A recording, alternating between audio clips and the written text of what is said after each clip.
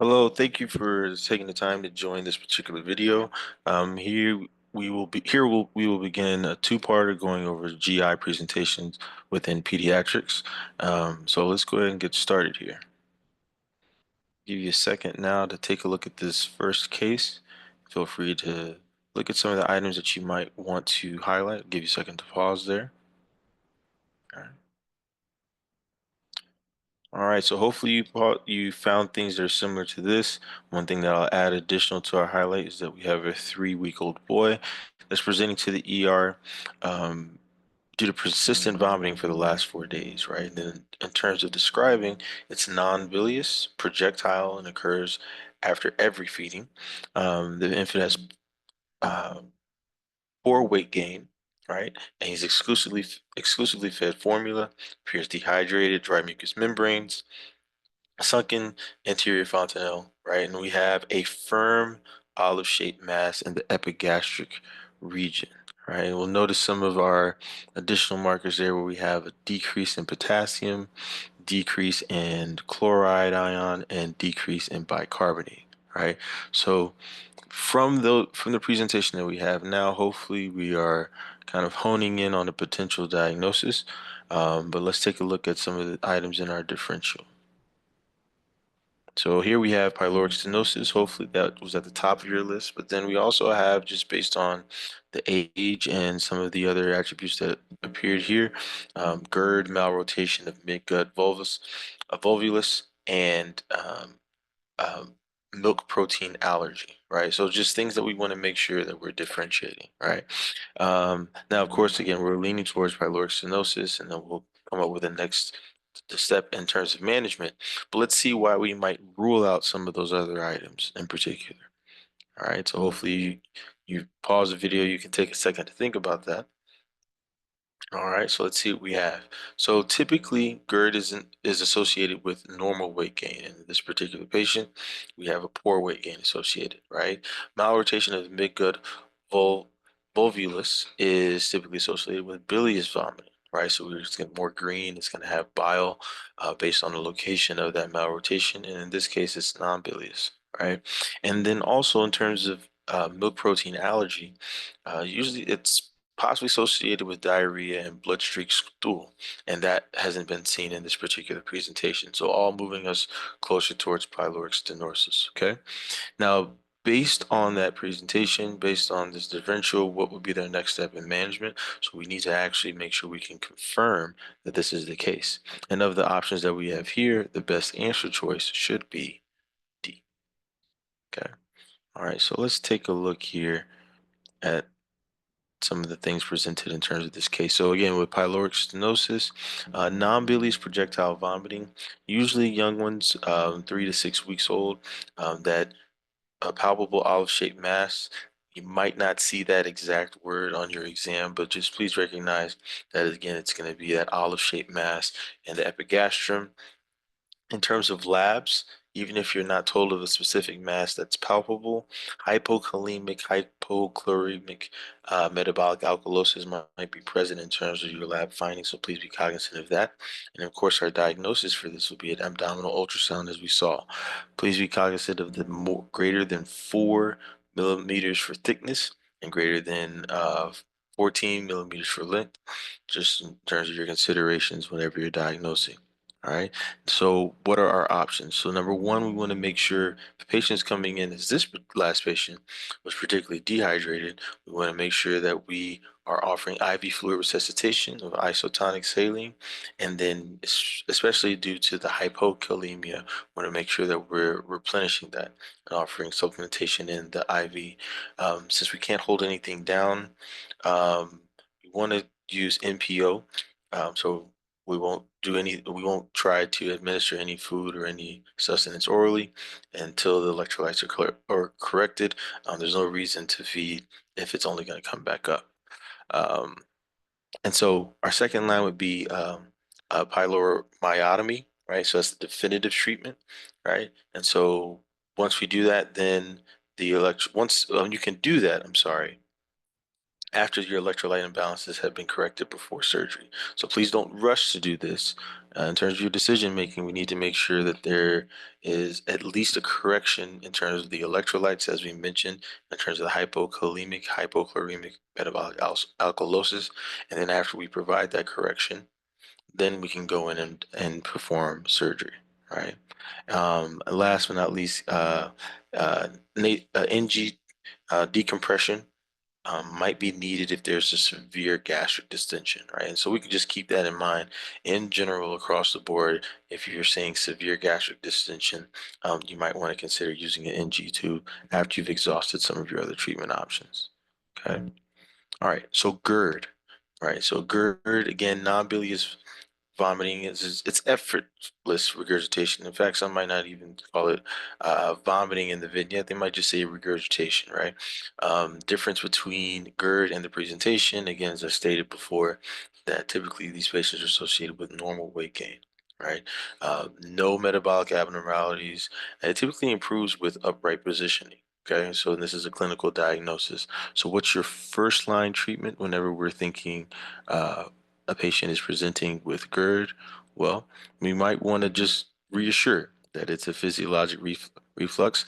You also might include using thickened foods, adding rice cereal to the formula, and also frequent and small volume feeds, right?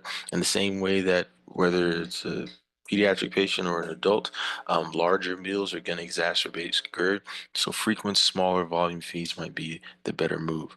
And then also the recommendation is stated, keeping the baby upright after feeding could be a good step in terms of addressing this physiological consideration. Now, when is it indicated to use these particular items in terms of PPIs and H2 blockers?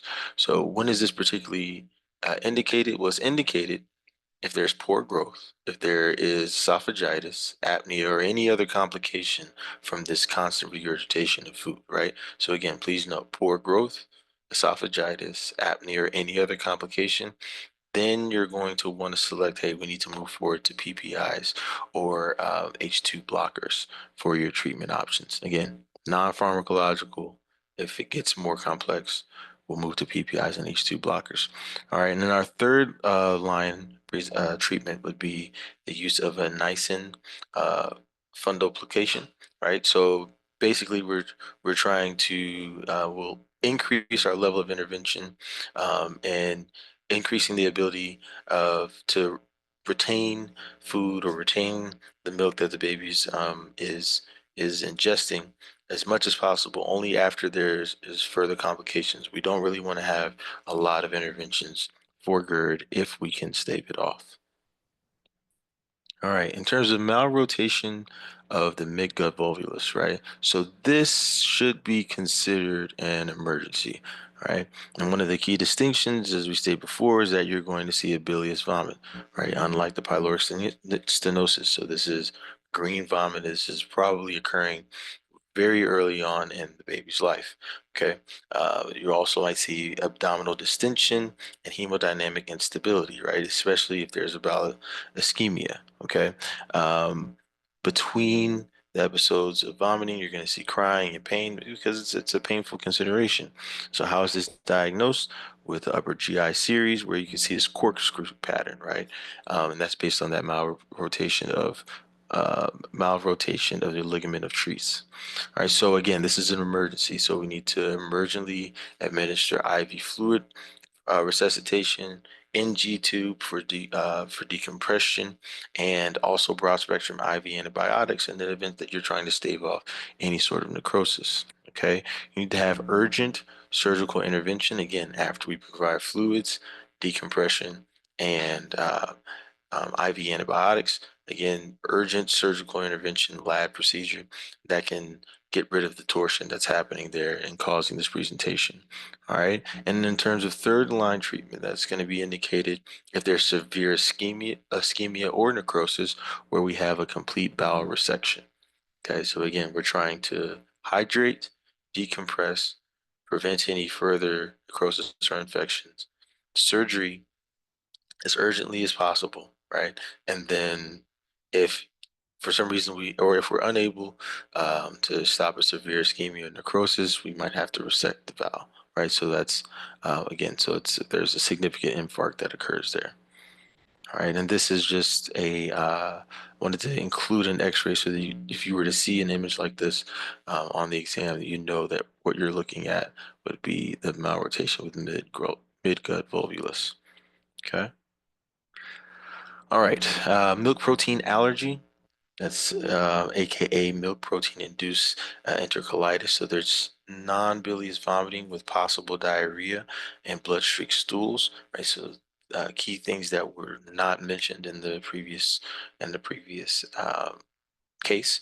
And so symptoms are typically improved with the elimination of cow's milk and soy, right? So this is a clinical diagnosis. So after you remove cow's milk, and you don't have any symptoms, I think that you have your diagnosis. All right. So first line treatment, again, is to remove cow's milk and soy protein from the maternal diet, right? If there's breastfeeding, and if possible, use extensively hydrolyzed formulas, right?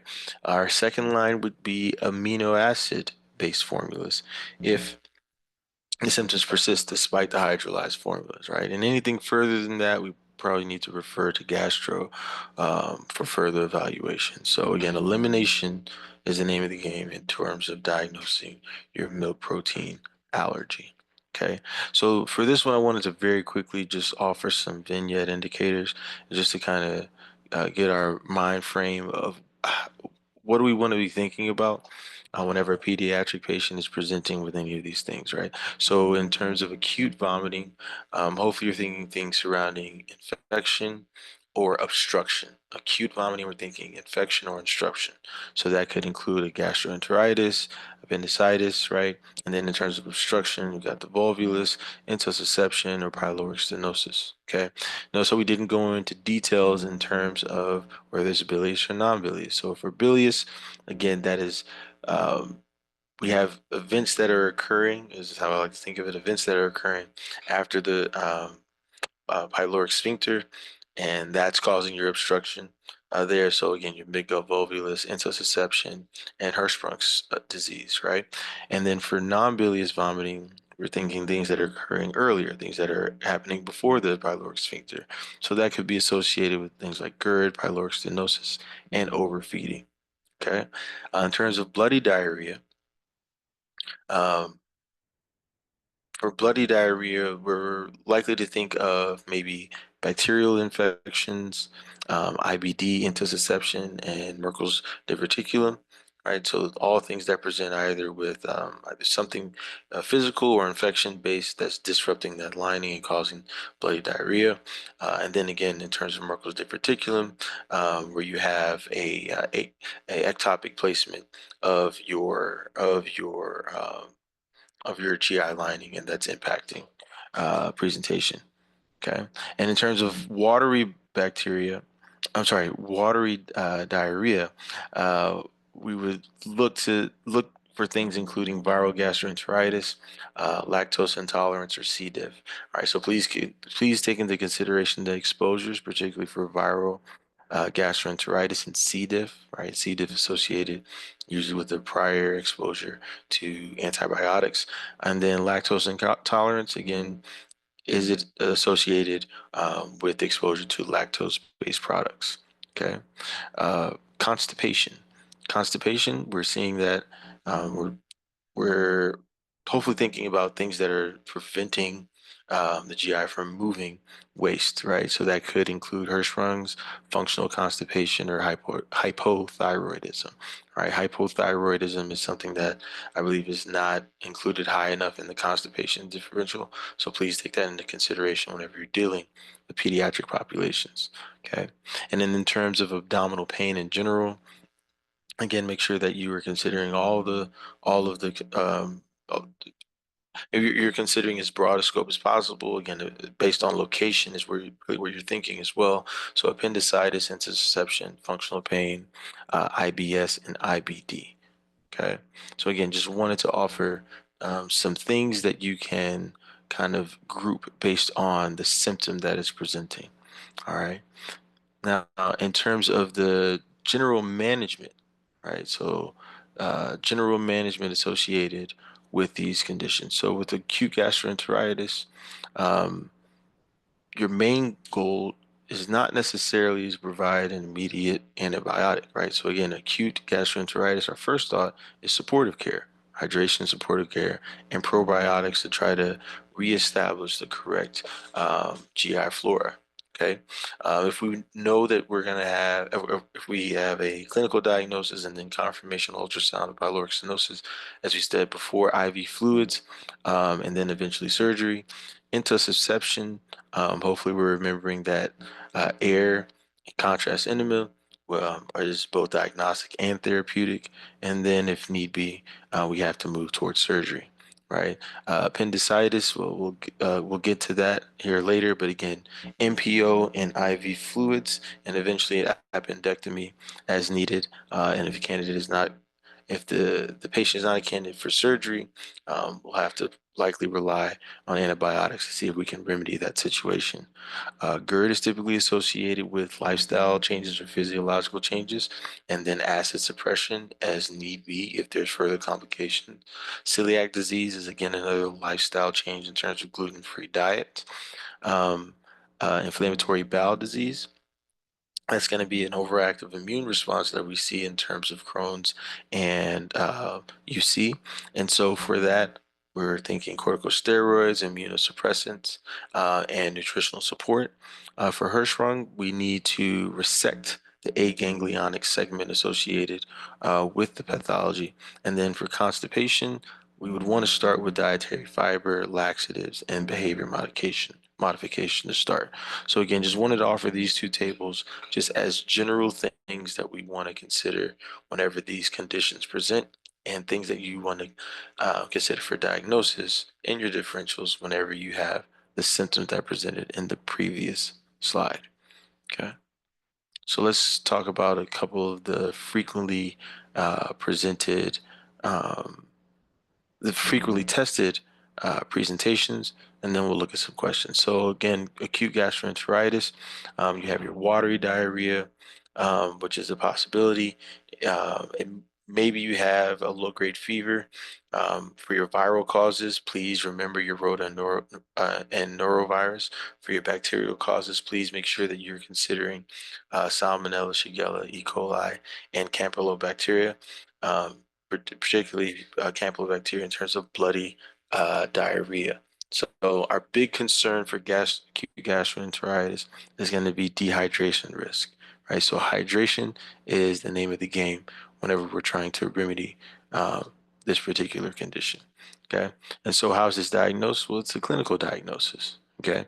And so one of the things that we, often want to make sure that we're pretty clear on is going to be when do we move towards a stool culture, right? So again, acute gastroenteritis, more so a clinical diagnosis. Stool cultures are only needed if it's prolonged, bloody, or you have a particularly high fever, right?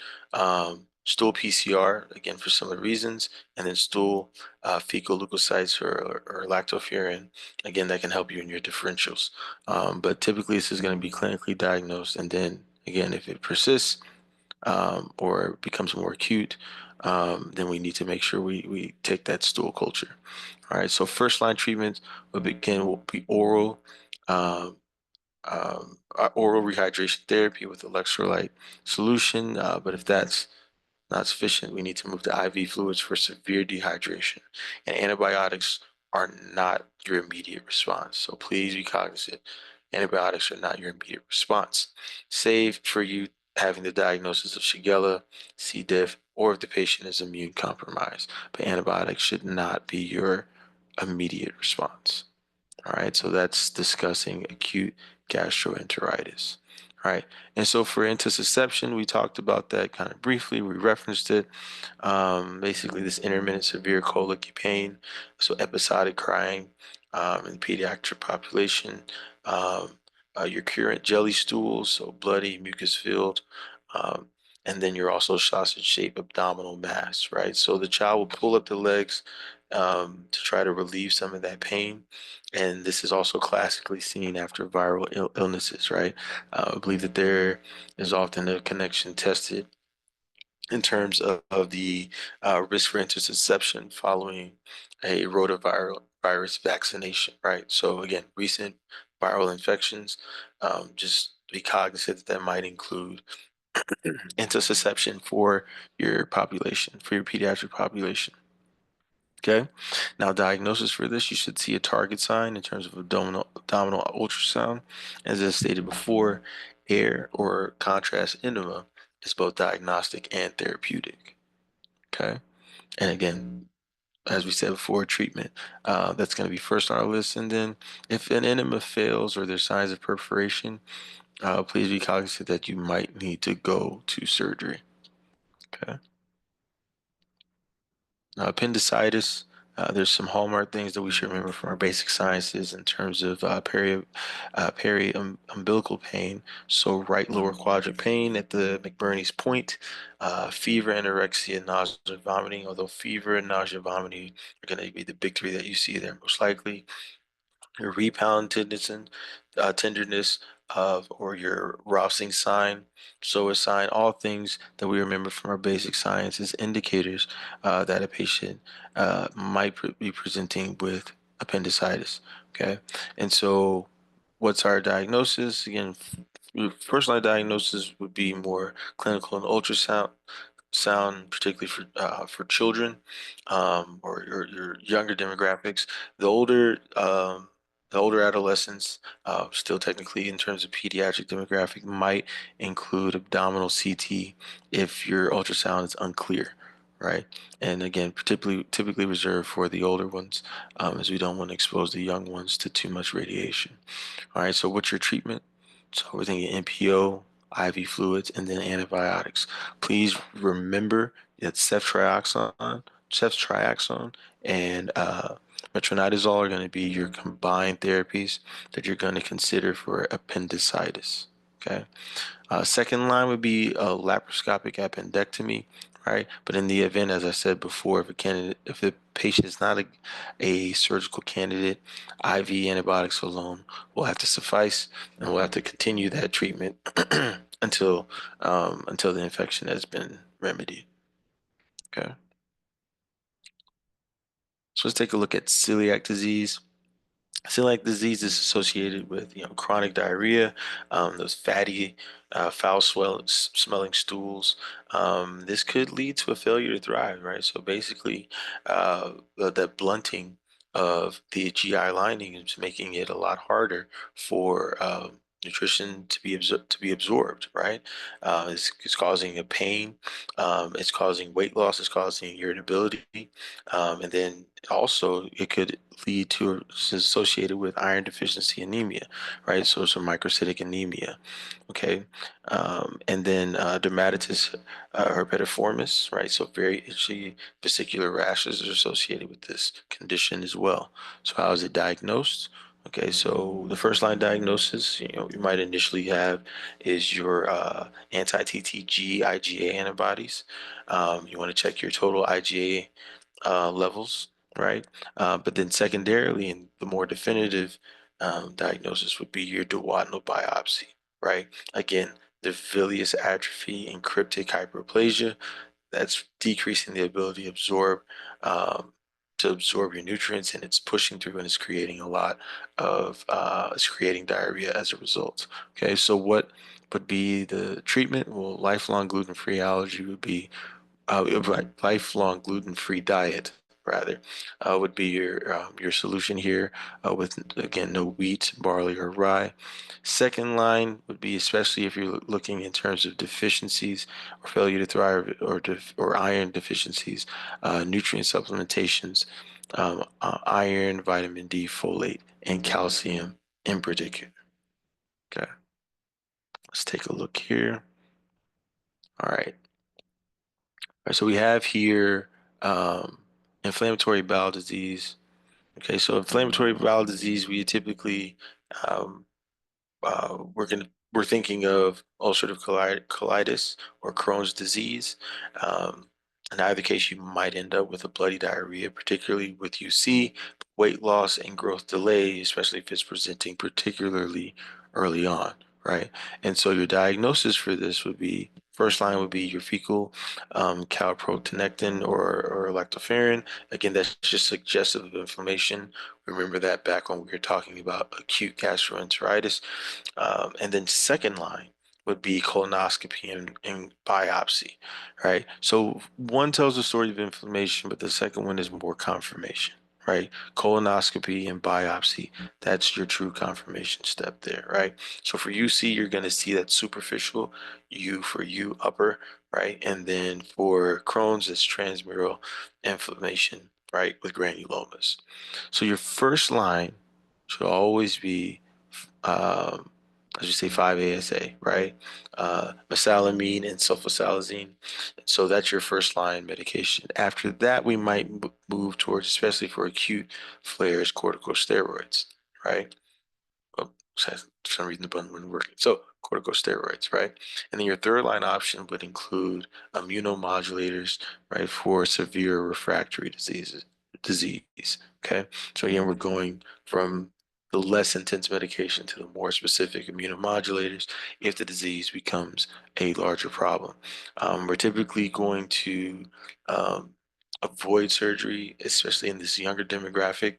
As we know, surgery associated with Crohn's disease just creates another problem where you would end up having another fistula wherever you're resected. And then in terms of ulcerative colitis, we reserve surgery probably till a little bit later in life, but it would be a prophylactic measure in order to reduce risk for colorectal cancer. All right, Hirschsprung's disease. So Hirschsprung's disease, uh, as we know that that is a where we have eight ganglionic regions of the bowel, right? So we have a failure to pass meconium within 48 hours is typically associated with Hirschsprung disease. You might see bilious vomiting again with an abdominal distinction, and that should make sense because um, as waste moves through the GI and it gets to the portion where we don't have that ENS properly located, properly structured and moving waste through, you're going to get distension and you're going to get things backing up and you'll end up with bilious vomiting, right? This is often associated with a tight anal sphincter, and that squirt test is your indicator. They might not use the exact word squirt test, but again, during a digital rectal exam, if you see explosive stool with this presentation in a young patient, we're thinking Hirschsprung's disease. Okay, often associated with Down syndrome. So, what's your diagnosis for this? So, your abdominal X-ray might show that distension, contrast enema, would show your narrowing of the rectal sigmoid transition zone, but the definitive diagnosis is rectal biopsy. We see absence of ganglion cells. Again, definitive diagnosis is rectal biopsy. Right. First line treatment would be surgical resection of the aganglionic segment, right? As they call it, the pull through procedure. And then second line would be colonostomy, right? And so that's if you have severe megacolon, right? Before definitive surgery. So severe megacolon, things are not passing. We have significant decision, a colostomy. A colostomy. And then after that, we can move towards a surgical resection. All right. And one of the last things that we'll talk about before we move on to questions would be functional constipation, right? So this is infrequent hard stools, painful defecation, and then voluntary stool holding because it's painful to go to the bathroom, right? This is common during toilet training years. And then the stools that are associated, it's like they're not going to the bathroom, and then they're very large stools, or you have fecal soiling, right? That's that encopresis. Encopresis is the pronunciation, forgive me. But that's the inability or it's fecal incontinence essentially, right? So diagnosis for this is clinical, right? So we're looking for no alarm signs, but the diagnosis is clinical, and if you're uncertain, then we would see some dissension on an abdominal X-ray. Okay. Now, in terms of your treatment options, let's first start with just maybe your first line would include polyethylene glycol or PEG, and then or lactulose, and then from there you can move to dietary fibers and increasing water intake, and third line again behavioral interventions. So sitting, stool sitting after meals. So most of the interventions for here are going to be, um, we'll say, just trying to encourage behaviors and then also trying to help the stool move as well with as much ease as possible. Generally benign condition. All right, so let's take a look at some questions. I'll give you a second to pause and consider this question.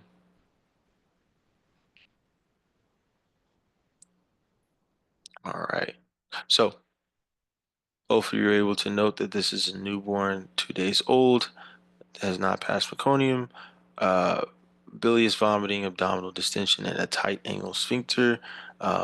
A lot of buzzwords in this, an explosive release of squirt sign. And so that should lead you in the direction of hopefully you're saying Hirschsprung disease, right? And there was one thing that we said in particular as the definitive diagnostic test associated with Hirschsprung disease, and that was hopefully you said the rectal biopsy. All right, I'll give you a second to pause and answer this question. All right, so we have a 4-year-old girl presenting with infrequent painful stools and occasional fecal soiling in her underwear. All right. No fever, no weight loss, no vomiting.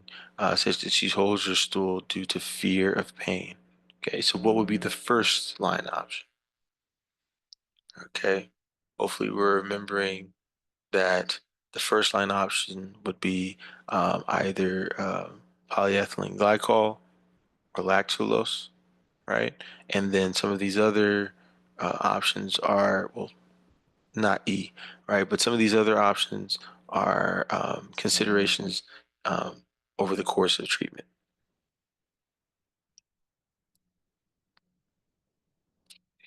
Okay. Pause, give you a second to pause and answer this question. All right. So hopefully we're recognizing that this is a 9-year-old boy presenting with chronic diarrhea, weight loss, and fatigue. Okay. It's a poor appetite and his stools are foul smelling and greasy.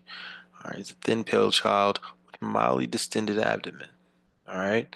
And so we're going to note that the most important thing that we would note and that stands out to us, hopefully, is that our anti-TTG IgA is positive and we have this microcytic anemia occurring, right? And, and all indications there's a microcytic anemia. Okay.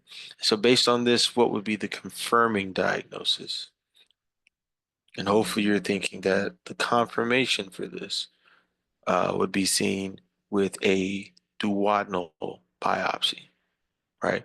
Again, we talked about there's clinical things that we can consider, but if we want it to be specific and definitive, we would do a duodenal biopsy to note for, hopefully you're saying bilious atrophy and cryptic hyperplasia.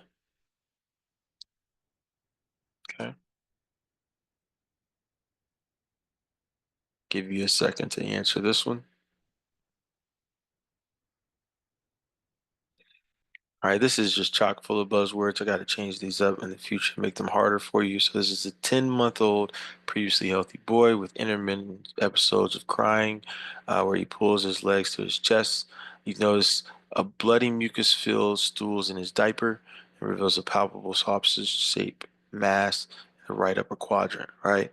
And so the palpable sausage-shaped mass pulling his legs up, and then the bloody mucus-filled stools should all lead us into should lead us in the direction of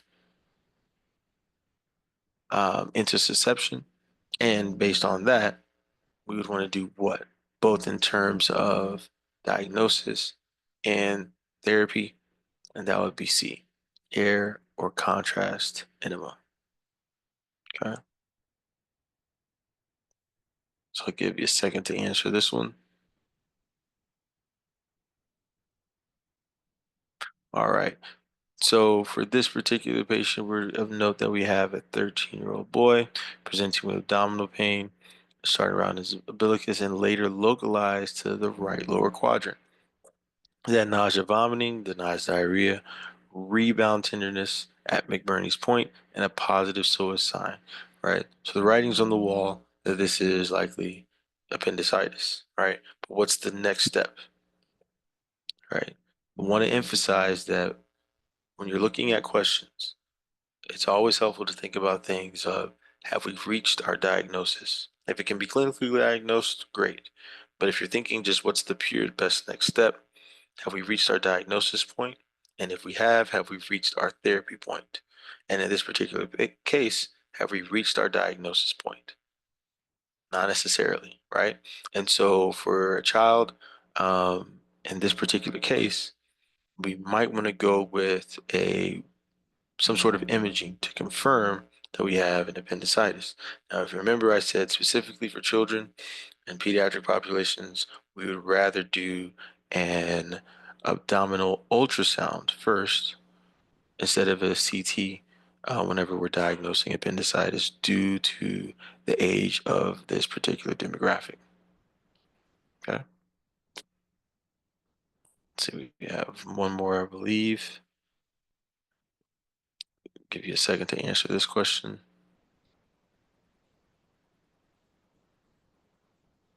All right. So here we have a 4-week-old boy, non-bilious projectile vomiting after every feed, past 5 days, lethargic, dry mucous membranes, olive-shaped mass. This sounds exactly like that first case. Decreased potassium, decreased chlorine, right? And we have, looks like an increase in bicarb. So we have a consideration for that hypokalemic, hypochloremic metabolic alkalosis. Okay. And as we stated before, what's one of the first things that we want to do? Yes, we know eventually we'd want to get to a surgery, but if this patient is coming in severely dehydrated, I'm hoping that you thought that we needed to do E first for IV fluids and electrolyte correction. All right. And as confirmed, that was the last question in this particular presentation. If you found it helpful, please make sure you share with others. And please make sure that you're providing feedback based on your experience. I can always continue to improve these reviews. Stay tuned for part 2, and thank you for joining.